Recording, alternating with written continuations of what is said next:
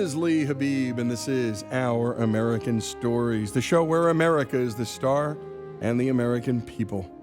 For his inauguration in 1861, Abraham Lincoln took a 13-day train ride from Springfield, Illinois, to Washington, D.C., facing assassination attempts and a Union splitting apart at the seams along the way. 4 years and a Civil War later, he'd take the same trip in reverse under very different circumstances.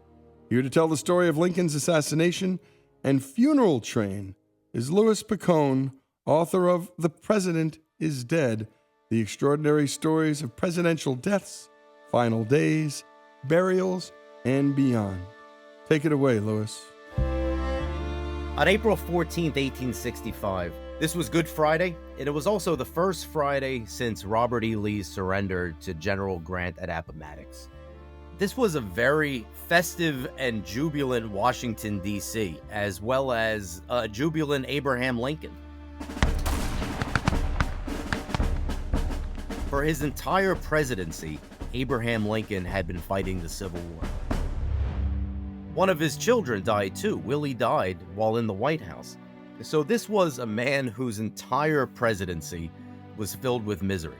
And for the first time, he can be happy. He could celebrate. He can be joyful.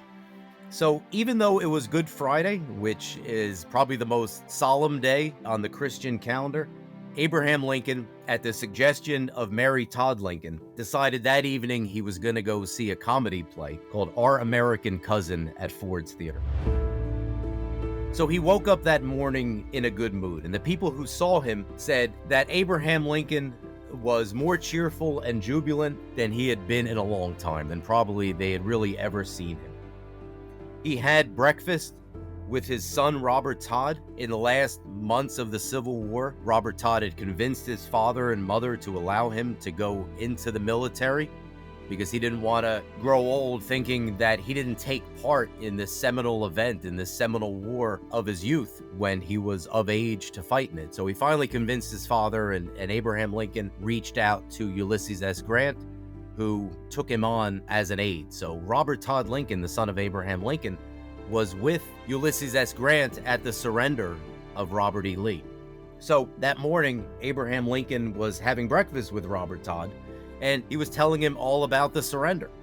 At about 11 o'clock, he had a cabinet meeting, including Ulysses S. Grant, and at that cabinet meeting, they discussed the peaceful restoration of the Union. He was committed to honor his pledge in his second inaugural speech of malice towards none and charity for all. That was the approach that he was taking. Not vindictiveness. He wasn't looking to punish the South. He was looking to welcome them back in. So he had lunch with Mary after his cabinet meeting, and then they took a carriage ride to the Washington Navy Yard. On that carriage ride, Mary Todd Lincoln later recalled how happy Abraham Lincoln was and how he was imploring Mary Todd Lincoln that finally, this misery is behind us. We must be happy. They were trying to figure out together how to move forward as a couple. And they had talked wistfully about the travel they would do. Abraham Lincoln wanted to go to the Holy Land. He wanted to travel internationally. For the first time, he can think more about the day in front of him and the week in front of him and the battles in front of him, which really makes his assassination just so much more tragic.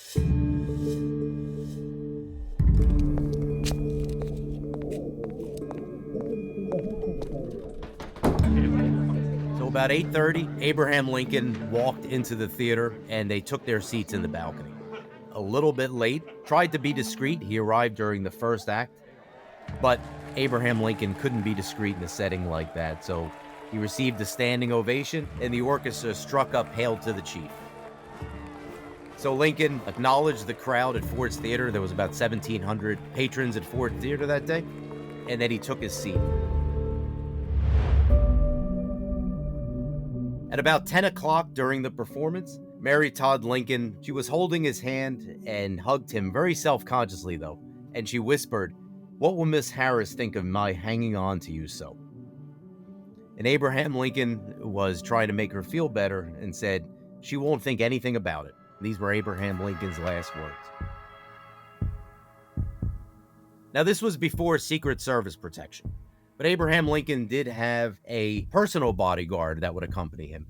But once Abraham Lincoln was in the balcony and the door to the balcony was locked, the personal bodyguard decided he was going to leave and go out and get a drink. So there was no guard there. At about 10:15, John Wilkes Booth entered the balcony during the third act, and Booth had performed at Ford's Theater. Abraham Lincoln had even seen some of John Wilkes Booth's performances, and Booth was probably one of the most famous actors in America at the time, very well known. So when John Wilkes Booth came into Ford's Theater, he didn't have to sneak in. People knew him. When he went towards the balcony, he went rather freely because he was John Wilkes Booth. So he was very familiar with the play too, and he knew one of the scenes in the third act had a big laugh line.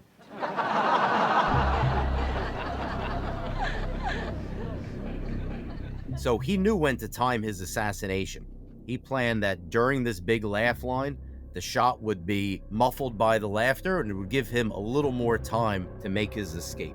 So during that scene, John Wilkes Booth snuck in. He had the cover that he needed. He had a single-shot Derringer in his hand. He managed to get right behind the president and shoot the pistol. John Wilkes Booth leapt onto the stage, jumped off of the balcony. In the process, he got his foot tangled on a flag, and he actually broke his leg in the fall, but he had a boot on, and in the adrenaline, he managed to escape anyway, even with the broken leg. He held up his dagger, and he yelled, "The South is avenged! Si semper tyrannis," which was Latin for "thus always to tyrants."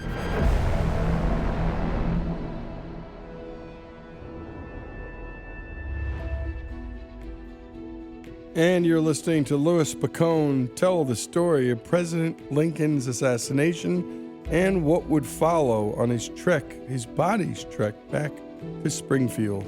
More of this remarkable story, Lincoln's last trip back home, here on Our American Story.